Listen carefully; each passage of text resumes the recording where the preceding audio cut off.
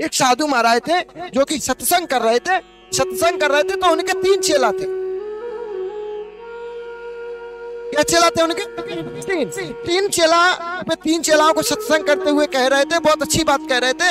सत्संग करते हुए गुरुजी कह रहे थे, बच्चों देखो, जीवन में परोपकार करना बहुत जरूरी है। क्या जरूरी है? अगर मानव जीवन मिला है अपन को, तो अपन को परोपकार करना जरूरी है। परोपकार से ही परमात्मा मिलते हैं। अब चूंकि बच्चों ने गुरु की बात को तो गांठ बांध ली गुरु जी की बात को। अब तो भाई वे चले परोपकार करने के लिए चले। तो दूसरे दिन जैसे ही वे लौट के आए तो गुरुजी ने उनसे पूछा, हाँ भाई बताइए। पहले चेला से पूछा, भाई तुमने क्या परोपकार किया? उन्होंने कहा कि हमने बूढ़ी माँ को सड़क पार कराई। क्या बोला उन्होंने? सड़क पार करा दी। कि बूढ़ी माँ को सड़क पार। वही दूसरे चेला से पूछा, भाई तुमने क्या किया? उन्होंने भी कहा, बोला कि गुरु महाराज हमने भी बूढ़ी माँ को सड़क पार कराई। भाई उन्हें चेला तीसरे थे, भाई चेला तुमने क्या किया? भाई उन्होंने भी कहा, गुरु जी हमने सड़क पार करवाई।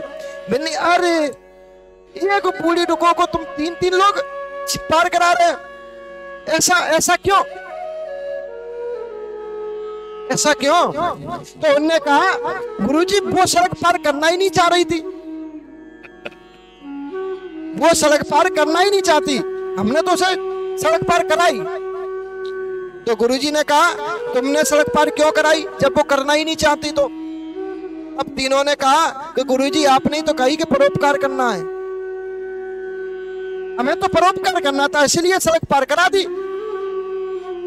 गुरुजी ने कहा ऐसे नहीं किया। अब वो चेला और बोले गुरुजी से, गुरुजी हमने ऐसा सो नहीं करो, वो बहुत गाली दे रही थी डुकरिया, बहुत गंदी गाली दे रही, फिर भी हमने उसको सड़क पार कराई,